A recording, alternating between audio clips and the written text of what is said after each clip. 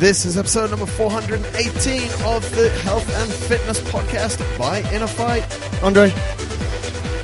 Nothing to say to me.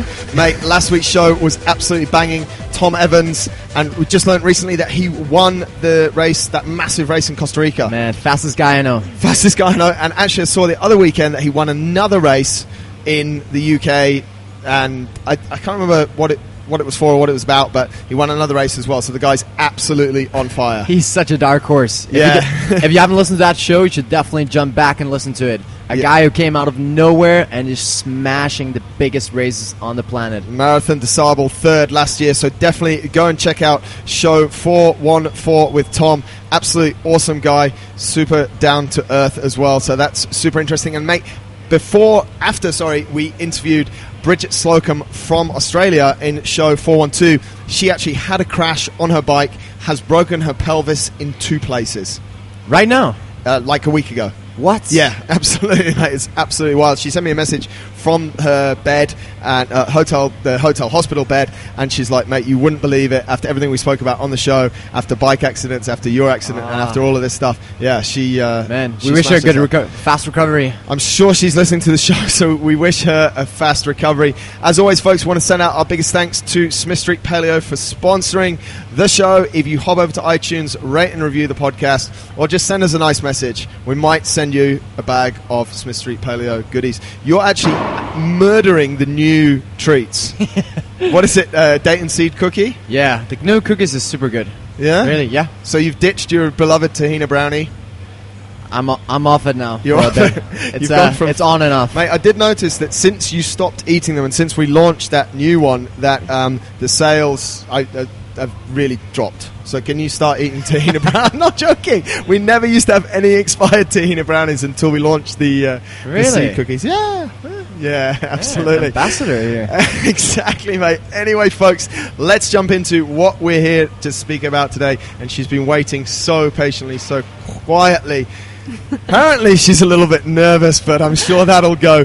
The lean living girl, Carly Rothman. Carly, thank you very much for joining us on the show. Thanks for having me in. And I think my husband will kill me if I don't correct you. It's Carly Neave, not Carly Rothman. That was the old name. Oh, on you.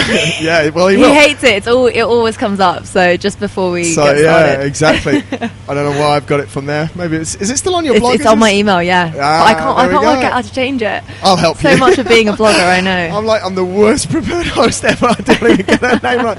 Especially when we have people with less straightforward names, I often pronounce them wrong. Yeah, I'm in that boat as well. I just never pronounce the names. Actually, just say you should pronounce or them. Just Instagram name. Anyway, Carly Neave. There you go. Happy husband. Everything's happy. You are the lean living girl. What is the lean living girl? Tell us about you and what you do. Okay, so Lean Living Girl is my blog, and the blog started around 2.5 years ago. Right. I started it as a way to inspire people on their fitness journeys, knowing that it can be a balanced one. I think there was so much out there at the time, and I was going through my own personal fat loss journey as well. It wasn't huge amounts of weight, but it was certainly something to be counted for. And I felt like people felt like if they wanted to go into fitness journey, it had to be all or nothing. And I wanted to show them that it could be a balanced way. So that's why I started the blog, and it's kind of grown and gone on since there. How does one start a blog? Because I think there's a lot of people around there trying to start something now, and be it like yours is obviously focused on the fitness industry and stuff, but people are in different areas. How do you go about something like that? Honestly, I get these emails all the time from people because it feels like an absolute minefield. I googled YouTube videos for hours and hours and hours. So I bought a theme from WordPress for about £80, and then built the site from there, and just started doing content. All of yourself? Yeah, well, except from the 80 quid, whoever designer that was. I think her name was Shia Blogs or something. But yeah, from there. Oh.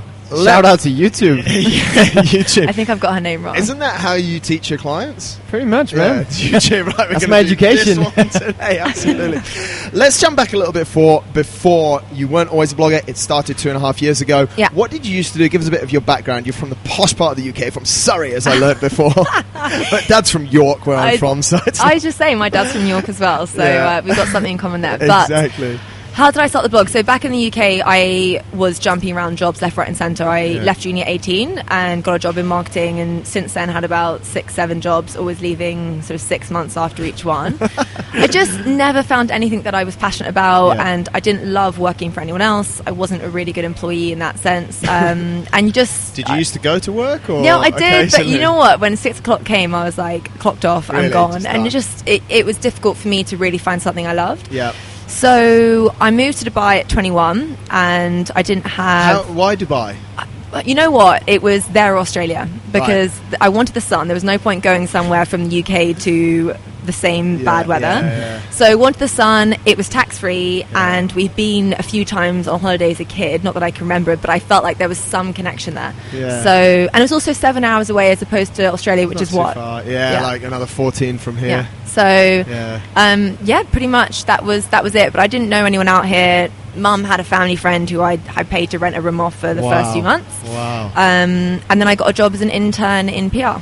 Wow. So, that's how I started and discovered blogging. Did you like the job at PR, or you also didn't like that one as well? I did actually like the job at PR. That was my longest job by far. And the owner of the PR agency is actually now my best friend out here. She was my bridesmaid for my wedding. So they're an amazing agency. Am I allowed to plug? You can do whatever. Sticky Ginger PR. You can plug whatever you want.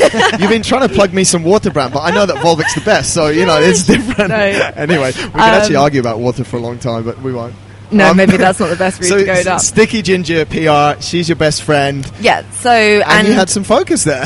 I had some focus, and it opened up my eyes to blogging. I didn't know blogging was an industry. I didn't read blogs. I didn't know people could make money out of it. I didn't know people could do it full time. So I don't know much about blogs. I don't know if you know. I want to know how that... What is the blogging industry? Before, we're going to talk about your blog and how sure. it... But what technically, what constitutes a blog? What's not a blog? Tell the listeners what's that, and tell us as well, because we have no idea.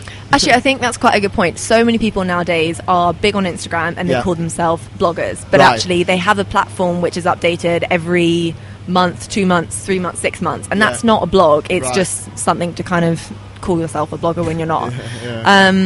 I do try and post weekly on my blog, if not more than weekly. And it's got, specific sections: travel, food, fitness. Right. And is that like full post that you send out through a newsletter? Yeah, I have a newsletter that I send out for people who want to subscribe. But if not, they can just come on over and get the recipes they want. Get the workouts. Before we go any further, if you're listening, folks, go and check it out. LEAN, Lean Living, ING Girl. No, live in, not from London. Lean Living Girl. So you discovered that blogging was an industry. Yeah. Which it is an industry, right? Yeah, because I was paying, as a PR agency, I was getting bloggers on board, paying them to do collaborations, and which is what opened up my eyes to it. So I was like, okay, let's give this a go.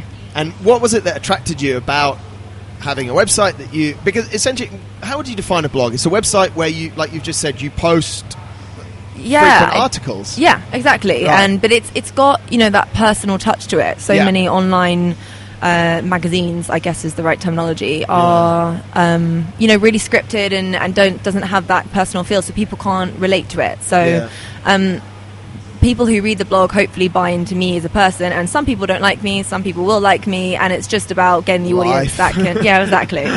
But your site is very personal as well, isn't it? And that's how... Is that a route that you go down, or...? I try to keep it quite chatty. That's probably my way of speaking.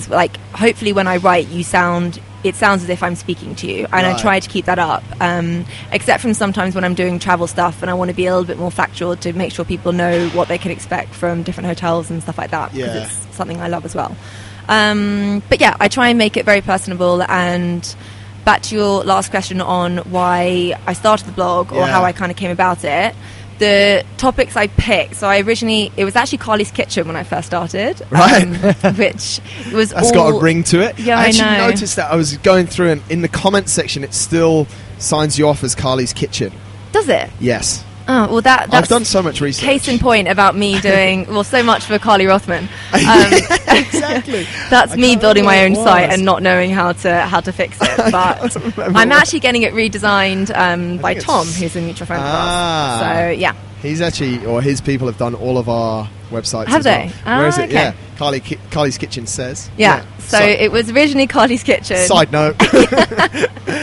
And that was all about food. And then I realised, I have a big passion for fitness. My mum was a professional athlete as a kid, so I had a big background in it. So yeah, that's why I changed it, because I felt like Lean Living Girl opened up to more of a topic. You've just opened up a topic which I love to ask. Okay.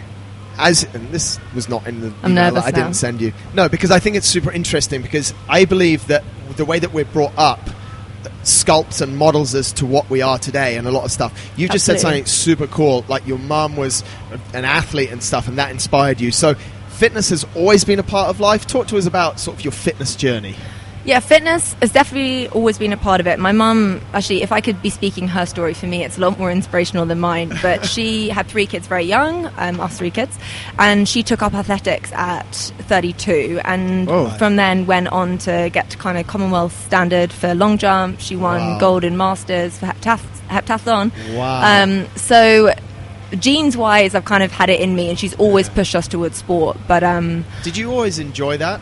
I loved it. Like, really? Yeah, she was always the one. She would come and do coaching session at school, and Really? Encourage us to do pursue it as much as we wanted to. Yeah. But I would have loved to have done netball professionally, but I had some back issues, which I still have, and it kind of stopped me a bit. Yeah. So had I not had them, I think I would have.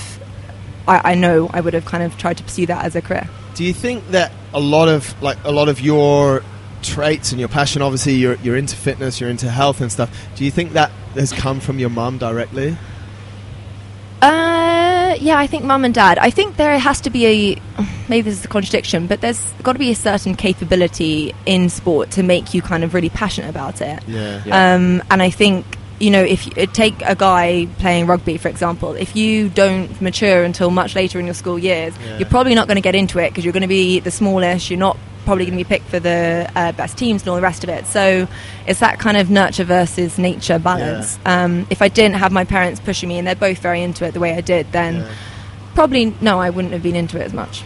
Andre, you work out a lot with your dad, don't you? I mean, he's still super active. Yeah, both of my parents are pretty active. Yeah. And I was just, one thing I was wondering is that, do you think that when you grow up with active parents, either it drives you to be super active, or it can also demotivate you? I think we see cases where we have super fit parents, but the kids are just super lazy. People are going to really, I don't know if some people take this the wrong way. Say it. But Yes, we love controversy. No, the first one, I think that it encouraged me, but so much so, my sister is stick thin. She and my brother, they can eat whatever they want and they can never put on weight. I'm not that way inclined at all. I really have to watch what I eat to not put on weight. And that's, it's good, because it actually lends me to a wider audience, kind of like the real people, that you do have to pay attention a little bit. I've had many a conversation with my mom where I have put on weight, and she said, right, she's even encouraged me to do the whole before and after picture, like strip down, Really? take a picture. And people that I've told that to would be like, God, that's awful. Why would a mum ever do that? That's so, I don't know what the word is, but... yeah, it's brutal. Yeah, it is, but, I think to be confident in your own body and to be healthy, more importantly, is, one of the best things that your parents can ever teach you. So I've never had any issues with food. I've done it in a healthy way. So for me, it's been a good thing. It's interesting, because we get a lot of questions as well, and we have a lot of parents that listen to the show, struggling with their kids, with motivation for their kids, and they're obviously active because they're within our community and trying to get kids going. So we always like to, it's interesting, eh? It's interesting, and it seems like a lot of parents really struggle with their kids. Yeah. And like just general activity and healthy eating. Yeah. I mean, times are different as well. 20 years ago, it was a different case. It wasn't like 20 years ago, I was your age. I know. You better be careful. I was 5. This guy. I was 20. Oh, man, this is the worst. I was actually running this morning with Chris, and it was his 30th birthday, and I thought he was like... Really? Yeah. I thought he was older. I thought he was older. He sometimes listens. We better leave him alone. So a lot of motivation coming from your parents, which obviously makes you have... So whilst you were doing these jobs in marketing and in PR when you're out, you were still loving fitness, right? Yeah, when I came here, when I came to Dubai, I was what was it, 7 kilos heavier than I am now. And wow. Yeah, it was quite a bit more. And my husband now was training a lot, and I just ended up going to the gym with him much more. And I love working out as a couple. I think it's actually a very healthy thing to do. Cool. Yeah. So that really kick-started my fitness journey when I got here. Right. So I kind of went the opposite of the Dubai Stone thing. I actually lost a few. That's very good. I think what you just pulled out one thing as well is that your mum pushed you like before and after pictures and real. That comes through a lot through your writing and through your blog. Talk to us a little bit about that, because, and you actually said it when we were sat there, you're like, you guys are up here, like, we're all the same and we all have the same struggles, right? So talk to us a little bit about that and how you aim to speak to a lot of people, because you obviously, through what you're doing, you're motivating a lot of people. So how does that work? I think, you know, a lot of, as I said, if I take myself and my sister, I think I'm fortunate to have had whatever it is, the metabolism, the body that I have been born with, because it means that I can talk to the people who are struggling to lose weight and who are struggling, who aren't just born with the perfect body with the lifted bum and all the rest of it. I have the flattest bum in the world. I have to really work hard to try and get it something. My dad has the flattest bum. Right, genetics. Yeah, exactly. And some girls are so blessed, and on Instagram it's you look at, even me looks at it, and I don't have this mindset towards it anymore, but certainly when I started, you think, God, you know, she must train so hard, or she's so lucky and all the rest of it. Implants. Well, yeah, exactly. And fakeness. But try get those girls to speak to a normal person about how to actually lose weight and how to actually balance it with a normal life. And I don't think they would have much luck. So I feel lucky to have gone through it myself. Right. And that's what I try and do in the blog, to really keep it relatable and not act like I'm on a different level, because I'm certainly not. Like, I have a very real body. Yeah, it's not, you know, a ripped six-pack and all the rest of it. You've mentioned Instagram a couple of times, and you just mentioned it there, sort of the influence that people have. I think wrongly females cop it a lot more for like post Instagram and people aspiring. I think as guys, I think we're as bad, and guys spend as much time. What do you think about that? The whole influence of Instagram on people's physiques and, you know, what they're trying to. Yeah, like, because people are looking constantly at Instagram. Oh, he looks so ripped. He looks like that. But a lot of it's absolute bullshit. Yeah, it's it's such a catch-22, because without Instagram, when many people would never have the platforms to inspire in the way that they do, and they do it so well and so truthfully. But then you have so many women with, you know, millions of followers who never work out, who are the opposite to healthy, but look like something, or as you said, have had something fakely done, and people get the wrong impression. So I think there's actually been a shift in a lot of mindsets recently on Instagram for people saying, right, I'm no longer following anyone who doesn't make me feel good, who doesn't inspire me in the right way, not just looking at that person going, oh, you know, I just want her body, or I just want this. Are they just posting pictures of themselves naked and that's it, or in a bikini, whatever, or are you actually doing a workout video to try and help someone, to show them what to do? You're doing a recipe. And I think Instagram has to be about value. What you're posting has to be of value to the readers, otherwise what are you doing? Like, it's just pointless. But some people, like, what's the Kardashians and stuff, it's like, I see it and I still read about it and I'm like, oh my god, like, well, they're just a different playing field, aren't they? It seems like people just, they can't distinguish between, you know, value and crap nowadays. They want, like, I don't know. It's tough, I think. That's what I don't get. Like you said, there's chicks out there that post zero content and just, you know, or unless we categorize, you know, half-naked pictures as content. And they just have such a much bigger reach. It's just, I think it will move away from that a lot over the next few years. Tom will be the biggest advocate of this, but to video content. And I'm actually going to start a YouTube channel myself, because I feel like that is kind of the future, as it were. Not that it's already not kicked off, but even more so. Because I think people are going to get bored of just seeing pictures. You know, there are some people doing Instagram amazingly, and they'll do great. But I think we will change. You think we will change? I think we will change. I think there will be a shift. We went from Carly's Kitchen to Lean Living Girl. Some really interesting categories. You have food, love it. Travel, love it. Nutrition and fitness, and lifestyle series. Talk to us a little bit about how you got to the different categories on your site and how you prioritize different categories, why they're important to you. A little bit more information about that would be cool. Okay, so the food is, I would say, the biggest part of the site. It's what most people visit, and the recipes are all things that I eat. They're, you know, healthy influence, but nothing too extreme. So I'm not vegan. but I do try and eat a lot more plant-based. Well, I am certainly personally trying to cut down my meat intake quite a bit. Thoughts on the big move to veganism over the last 12 months? I think if we take vegetarian, I think the future, in 100 years' time, I would like to think that a lot of our population, majority of our population, will be vegetarian. I think we are going that way. If you see, everyone is talking about it, and everyone is making the changes. And why is that? Why do you think? For me personally, I love the taste of meat. So for me, it is the environmental issues that I'm trying to do my part. And yes, if I go to an amazing Japanese restaurant and they have the best Wagyu beef, then sure, I'll have it. But I think it's just being conscious about where that product comes from, and try not to consume it, which I was doing 5-6 times a week. So it's flexitarianism. Something like that. There's so many spoke about this before, phrases nowadays. I have no idea, but I had no idea. Someone said it, and I was like, "Are you kidding?" Well, I think the new buzzword is it plant-based, right? Yeah, which is largely plant-based. Largely plant-based. Yeah. So I guess that just means up your veg. I don't really know. I guess, or I know it probably started a couple of years ago, didn't it, with like Meat-Free Monday? People just posting salads. I started Meat-Free May. That is how I quit meat. Yeah, okay. I stopped. It was. I know people have mixed reviews on him, but it was Leonardo DiCaprio's video that I saw on Facebook, which inspired me to do Meat-Free May. And since I did it, my cravings for it stopped. And I really did crave meat every day, and it just, after that, I was like, nah, not as into it. So do you have a lot of people sort of contact you, if food is a big part of the site, do you have a lot of people contact you talking about food and asking questions about food?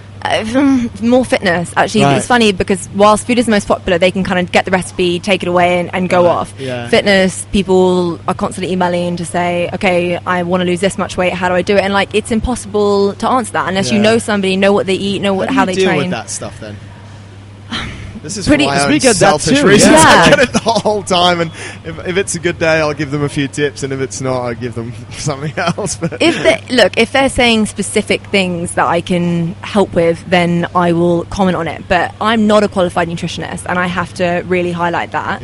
Although apparently anyone can actually technically call themselves a nutritionist that day. I didn't. Ben Kuma told me that the other day. But I'd say to people like, yes, okay, I'm a qualified PT, but I'm not a qualified nutritionist. And whilst I have a background in it, I'm not going to go and give you a food plan. So pretty much, if I do get those questions, then I try and answer without too much I just say to them, I need to see you, I need to know what you're eating, a 5-day meal plan or something like that, to have some more insight, because you can't do it. I don't think it's right to judge on it. But do you not find, I think with the, I don't know, this is almost it's definitely my opinion, with the abundance of information, like your site's amazing, it's really nicely put together, it's completely free, I can go on, I can take what I want, I can do that for a number of different sites, I can hop over to Instagram, I can get all of this information. People are just looking to grab all this free information, but don't know how to make a decision. I think that's actually, I mean, even I struggle with it. There's new things popping up in fitness all the time, and I think it's our responsibility, people who are in the industry and have some kind of influence, to kind of, I don't know, like intermittent fasting came up. I tried it myself, and personally, yes, it worked because you end up eating less calories during the day.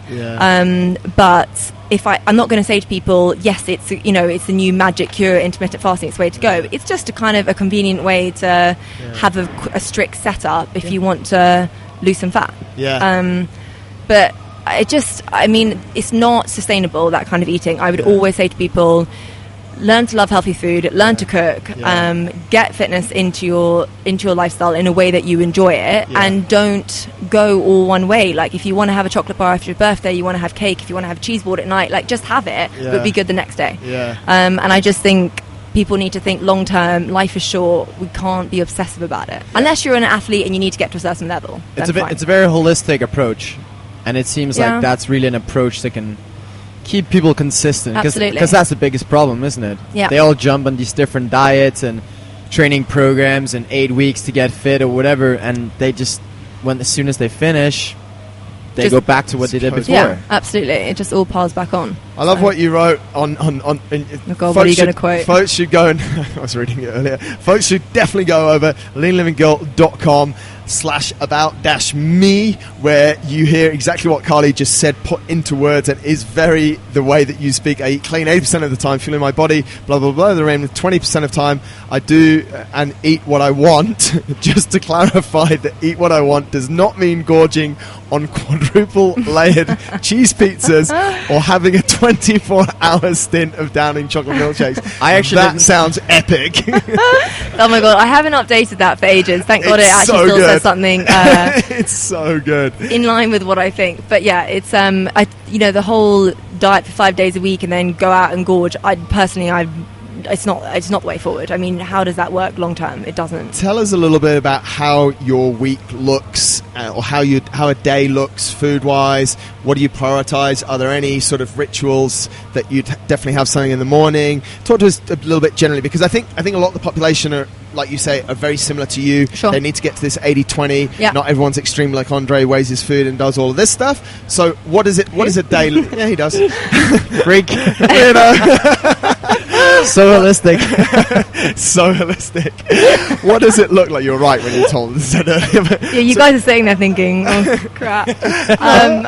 As a whole, to put it bluntly, if I have high carbohydrates, I will put on fat. Like it's instantaneous for me. You know that because you've measured it, you've done it, you've seen the results. Just time and time. Yeah, exactly. Like time and time again, going on holiday, if I allow myself the bread, the pasta and all the rest of it, I know I'll put on weight. Right. I did a test the other day, and it said that my body was highly sensitive to carbohydrate in that sense. Yep. I don't know how accurate it is, but it fits with what I've tested anyway. Right. What kind of test was that? It was with... Is it like a blood test? It was a swab of the mouth. It was a saliva DNA. test. Yes, DNA Fit was the name of the test. And my sensitivity to fat was very low, and sensitivity to protein was very low. But in the sense of fat gain, which I gathered anyway. When I eat a lot of fat, I don't put on weight. So in simple terms, you can fuel your body through fat, but you can't fuel it very well through carbohydrate. Yeah, it's funny because I know at the end of the day, whilst it's quality of calories, it is about calories in, calories out for fat gain and fat loss. But with carbohydrates, it sets me on a high, low. I'm always hungry. I'm wanting more things. I don't know my stop-off point. So anyway, back to your question. Just technically speaking, you'd make an excellent endurance athlete. Do you want to sign up? She would. She's like the dream. Why? Why? Because most of the time for endurance, for ultras... high fat. High fat. Yeah. Okay. You're only in a fat-burning state. So yeah, true. We can talk about it. My DNA test has got exactly the same Really? results. Yeah. Okay. Yeah, so carry on. So in terms of the day, I will generally go low carb. So say I'm not going out for dinner, not doing an event or anything like that. Mornings will be high protein, eggs, spinach, kale, something like that, or a protein shake if I'm on the go, just for convenience. Lunch, again, like I'll do a tofu and kale salad or roasted Do you like tofu? vegetables. Yeah, I do. Oh. I do. I don't mind it, man. Like it doesn't yeah. taste like much, Tastes anyways. like rubber. For me, it's like eating avocado. It doesn't taste like much. Bro. Come on. Avocado's good. I get the tofu thing, but avocado, you can't knock that. You can't compare. If Holly knows that you've compared avocado and tofu, she's We'll never going to take that discussion. Yeah, we'll take that discussion another time. So you don't mind a bit of tofu. That's cool. Yeah, so Right. some kind of like root vegetable salad. I snack on nuts throughout the day. Yep.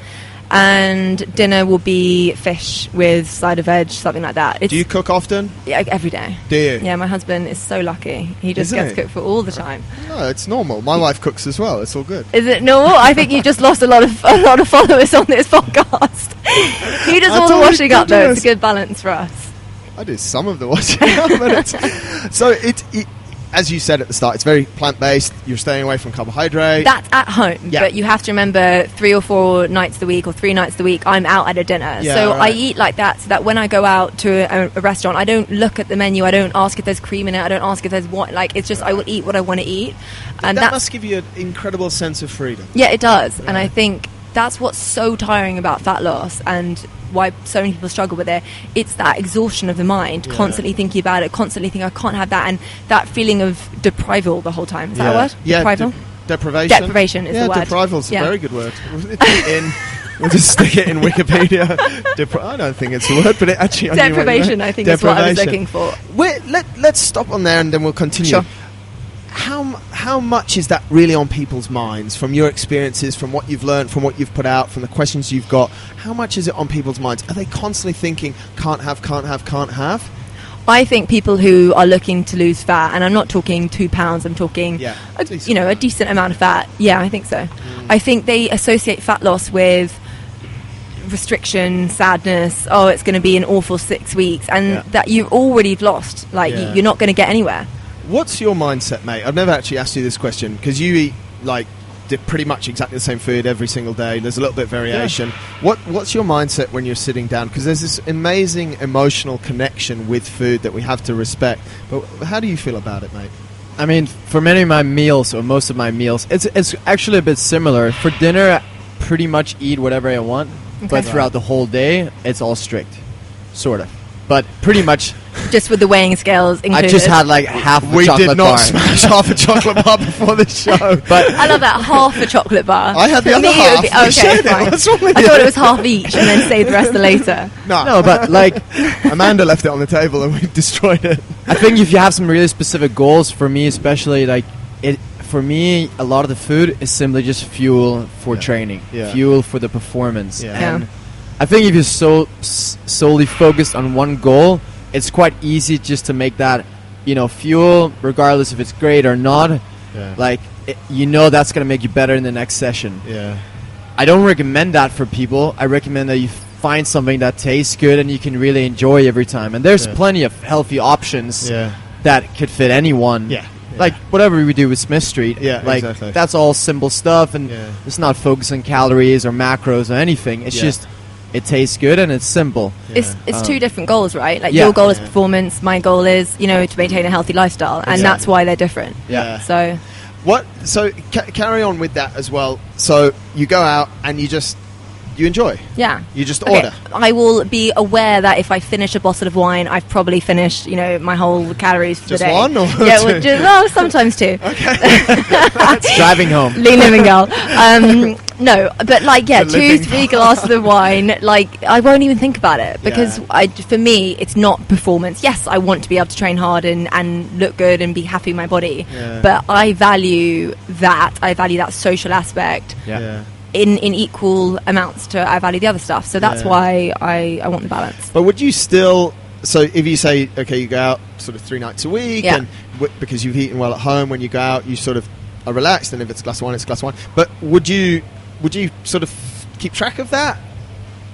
I think in a certain way, or look, if let's take a hangover, which to be honest I don't normally get to that point, but let's take a hangover for example. The mistake people make is they eat rubbish the day before and then the next day they go and eat burgers and all the rest of it. For me, the hangover will be right. Let's get a green juice in. Let's get sushi, something healthy to kind of counteract that. So it's in my mind because it's.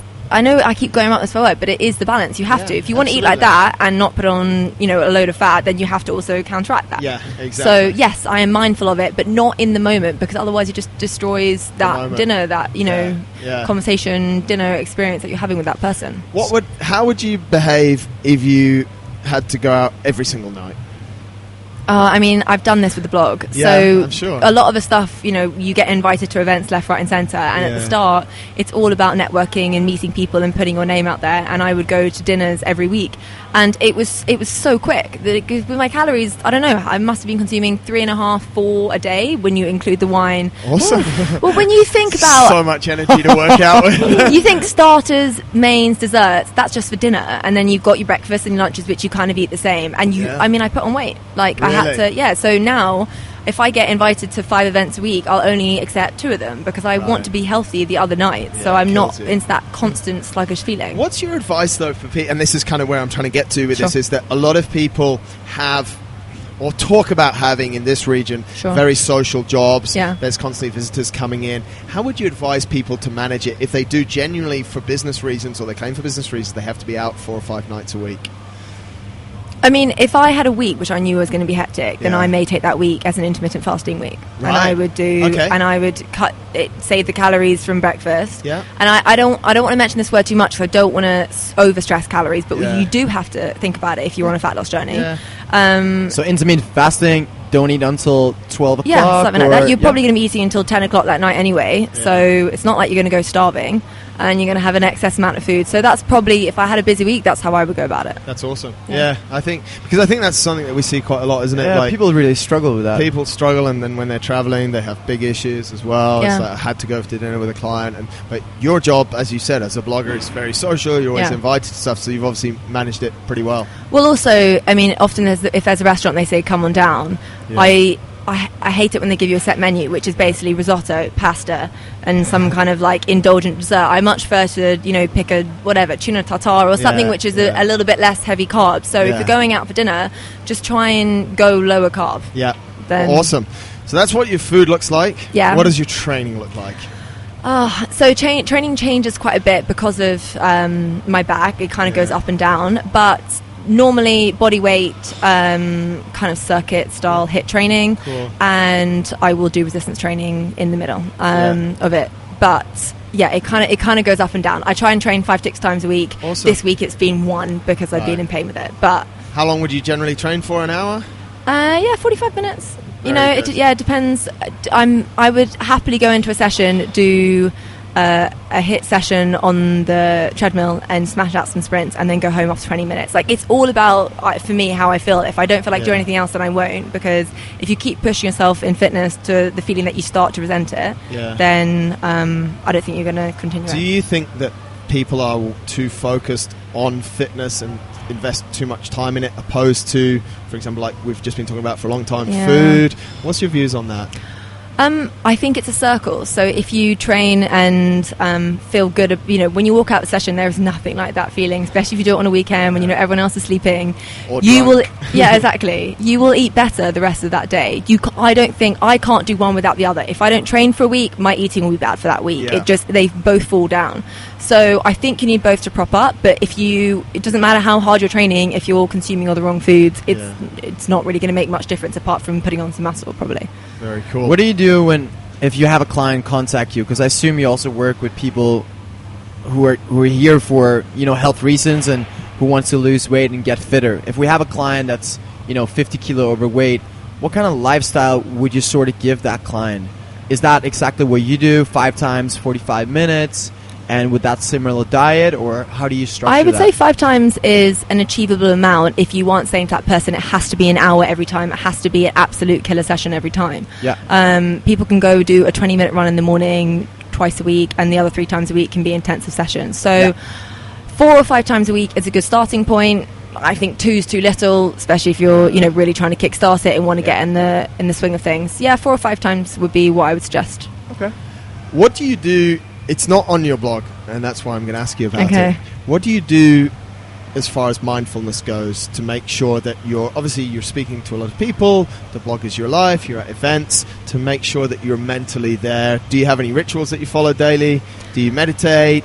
What's the story? It's actually my 3rd last post on Instagram discussed this. It's a long essay, so I'll shorten it out for you. It's on the Instagram, not the blog, but effectively what I said is I've got it. Oh God. I think. Social media has become so all-consuming nowadays, and I think I even struggle. When I travel, I'm going to travel and review a hotel, so I've got to get the pictures, I've got to create the content, I've got to think about what they're doing and ask the staff and all the rest of it. And so often I find myself, wake up in the morning and look through my Instagram rather than saying hi to my husband first, or going on holiday, being at a dinner. Exactly. And I struggle with it now because sometimes I'm not as immersed in the moment as I should be. Yeah. So, and I think a lot of people in my position are feeling the same. So, in answer to your question, nothing much yet. Right. But apart from actively thinking about it and actively trying to change it, put my phone down, leave it at home, don't take it, don't check it. I would really like to start meditation. It's not something I guess I put enough importance to, because there's no excuses. I could have started, months ago. But it's something that I'm really interested in, and I think people should be, especially when social media is your life, you should be really aware of, because you can just get so disconnected from the world. Have you felt that, exactly what you're saying, have you felt that because your business is essentially social media, it's online, that you've got, and I think that's where people get these things a bit wrong, you've probably got ultimate freedom. You can be anywhere and do your job, but at the same time, always on. It's always on. Yeah. Do you feel that that's getting worse? Yes, I would. I mean, and as you grow, the pressure is there to constantly and the want. Like if I'm away on holiday, I want to share what I'm up to. But I'm going through the learning curve myself, because Really? I think it's how we are in our generation. I mean, God forbid what our kids will be like. It will be just even my 7-year-old sister is constantly on YouTube, and she's got obsessions with girls on there, and it's a bit scary, to be honest. Yeah, it is a little bit. But yeah, it's something I'm really trying to actively think about. I was listening to a show change. the other day about you said it about not going out with your mobile phone, and the fact that the difference in actually, so for example, you go out for dinner, your husband or wife, and actually leaving the phone in the car is like something, because even if you say, okay, it's in my pocket, it's on silent, or it's in my handbag, your handbag on silent, it's like you'll still check it when your partner goes to the bathroom, and then it completely detracts or derails the whole conversation, or can completely do it. 100%. I'm not there, because I have my credit card on the back of my phone, and obviously it's stuck to it, so I have to take it with me. The worst. I've tried that lately. The worst excuse. The worst excuse. Someone said the other day, one of my followers in response to that said, get an alarm clock that isn't your phone, which I thought was a really nice... I've done this, and we so I ran down the same problems that I think a lot of people run down.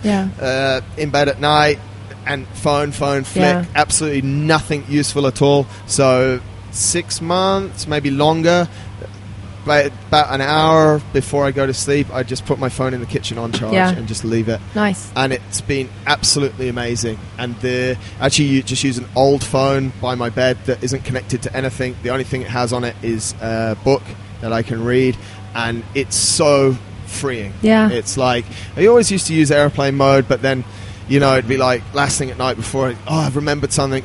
Or if you wake up for the bathroom at 4:30 in the morning, you're probably going to check. I mean, I do. I did it yesterday. Really? That's a really nice idea. I'm gonna take that. It's the good. One of the positives is Holly doesn't do it. She still has her phone because she says she needs it for an alarm. So when I do remember something late at night, I wake her up and I say, "Can you send this to me in a message so that I remember it?" It's a true story. Really? Yeah, because why don't you just get a notebook or something? Yeah, exactly. I need to get a notebook. I need to get a notebook and a pen You were really inspirational for about 2 minutes, and then fell flat on your face. Screwed it up totally. No, because it's like I don't. So I just get her to send me a message. It's really bad, but I have found since I started doing that, because I'd be exactly the same. I'd get up in the morning and the phone would always be on airplane mode, but as soon as I'm in the bathroom, maybe brushing my teeth, I flick it on. Yeah. And I'm like, what am I doing? Like, no conversation in the morning with your partner. I mean, look, we're not that extreme, but it does. The amount of times I've been on my phone before bed, and Jack's like, "Carly, stop! Like, talk to me." Yeah. It must be a big challenge though for what you're doing. Back to the original part, your job, your livelihood comes from a social media, your website as well. So it must be incredibly challenging. It is, but nothing is more important than the relationship. So super nice. One thing we haven't spoken about, and we should tuck into it a little bit, is travels. A big section of your site is all about traveling. Talk to us about your love affair with traveling, because it's quite obvious when I look through what you do and what you've spoken about. Yeah, look, the travel, I would say, is a little bit more niche on the blog. It's definitely centered around the luxury retreats of the world. That's the kind of route. Yeah. Nah, that place looks so bad. I wouldn't. It's like a hostel. But that's why I would never call the site. It's not that was just went live today, actually. So yeah, it's not backpacking around the world, that kind of travel. But I think. Boys, stop laughing. We're seasons. It's like, guys, you have to head over to this section of the site. Carly's just sort of playing it off. LeanLivingGirl.com. Go over to her travel site and see how she just absolutely slums life. 6 senses in the Seychelles. Carry on. So we'll get over ourselves. The reason why I love travel is I think it gives you a real reflection opportunity to kind of stop and breathe, and we're all so fast paced and all the time, and I love the finer places in travel. I don't know, some people will hate me for saying that, but it's a great part. That people maybe don't that sort of, they probably don't invest enough in travel, going to nice places, because you've been to a lot of nice places, whether people have taken you there, who cares, but you've been able to enjoy it. you've been able to sort of relax in those places. Do you think some people could do with that in their life that are just not making it a priority? It's so hard to say that because so many people would say, I don't have the time, I don't have the money to do it, and I'm not going to sit here and say you should be going traveling. But do I find are those my moments of clarity and the times I feel like most at peace and one with the world, as ever cringe as that may sound? No, it's true. 100%. Really? Yeah, I love it. It's What's your favourite place in the world? You've been everywhere. You've been loads of places. You know what? I grew up. We had a small apartment in Mallorca, and I've been every year since I was as little as I can remember, and I love it. I love Spain. I love the people. I love the food. Really? Yeah, I adore it. So Spain, Mallorca. We have 2 questions left. Okay. I'm going to ask one of them. They're very deep, and Andre's going to ask the last one. The first one. You're smiling. It doesn't seem very deep. It's deep because it's super deep. It's deep. It's not. It might not be, but some people say it's very deep. You've done something incredible, and you're on it. You're on a great journey. We'll get you back on the show in 3 years. What will we be talking about? Where will the Lean Living Girl be? Where will Lean Living Girl? Is it a brand? Does it become bigger than just Carly? Where's it going?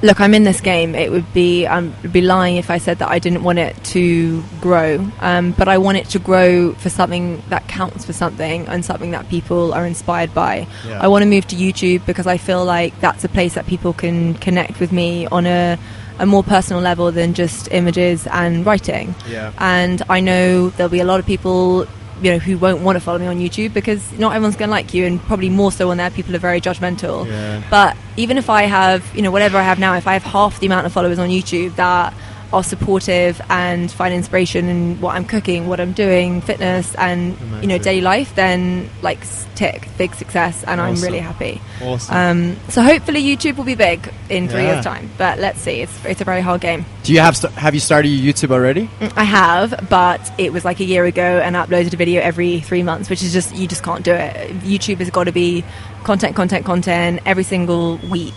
Twice a week, 3 times a week. What will it be? What's the sort of 6-month strategy on YouTube? Like, what are you going to be putting out? Why should people go to your YouTube channel? For me, it will Free be plug. He's going to drill you now. Look, it's gonna include all the same things such as the recipe, travel, and fitness, but it's going to be more representation of my life. So It's going to be daily vlogs, just Q&As with my partner, taste tests, just funny stuff. It's going to be me completely opening up my life to the people that I'm a little bit scared about it because I am somebody who cares about what people think. That was going to be my next question. Are you nervous? I am. Yeah. I read a book recently, and I'm not allowed to swear on here, am I? You can if you want. It said. Anyway, the book title was "Stop Giving a Fuck What People Think." Yeah. Along that lines, it was actually more catchy than that. The subtle art of not giving a fuck. That was the one. Yeah.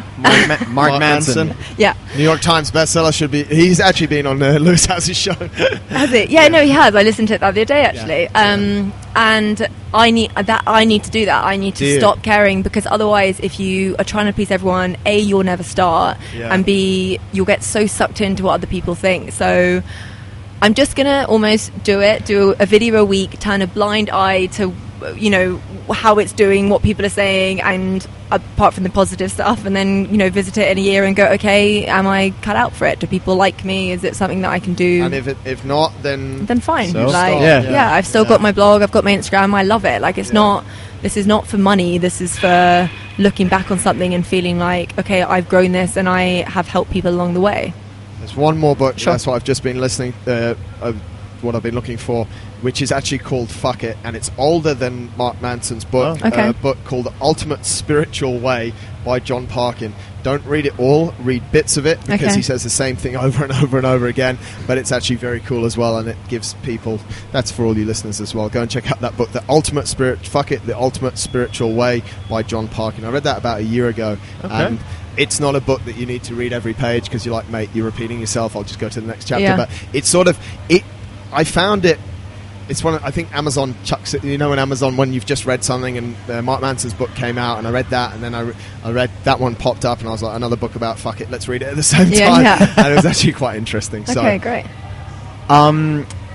What is the best piece of advice you've ever been given or learned? This is really easy. These are like sorry. too hard. You're supposed to freak out here. It was from my dad, and it was a piece of advice that kind of really started me doing the blog, because there was no chance of earning money from it, back in the day. And my husband, whilst he does okay now, he was having to support us both, and we were really struggling financially. And it was do what you love and the money will follow. And I think if you put passion before money, then you're always going to end up on the right path, and you're always going to be doing something you love, happy doing it, inspiring other people, and then money hopefully will follow it. We all want to live some kind of prosperous life in that sense, because it can afford some amazing things. But yeah, that would be it. I think that's absolutely amazing, and I think a lot of people that listen to the show are probably, we get it a lot, like, how do I find a passion and what about money? And I think you've summed it up super amazingly there, Carly. Like, it's if you're passionate, you make it happen, and money comes. So mate, that was absolutely awesome. Guys, go and check out the website leanlivinggirl.com. Also check out that post, her third last post on Instagram. It's called Social Addiction, with a very nice picture done. Looks like Lemaire. Yeah, it is. Good spot. Good spot. There you go. I was running around there the other day. Go and check her out as well. And it says Lemaire on the thing. Lean Living Girl on Instagram as well. And if you do have some questions, obviously, you can drop Carly a mail. You can contact her through the contact on her site. Mate, thank you so much. Thank you so much for having me. Very inspiring. That was fun. Yeah, it's good I didn't fun. need to be nervous. You didn't need to be nervous. We never asked one of the questions which I emailed you, which you never read. But that's the way life goes. We wish you the best.